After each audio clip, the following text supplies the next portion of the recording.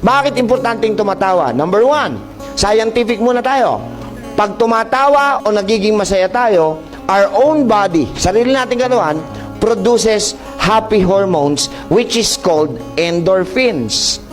And endorphins, for your information, is a natural pain reliever.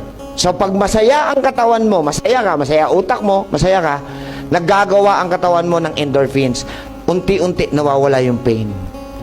Kaya pag may masakit sa inyo, huwag kayong manonood ng drama. Naapektuhan kayo mentally and emotionally.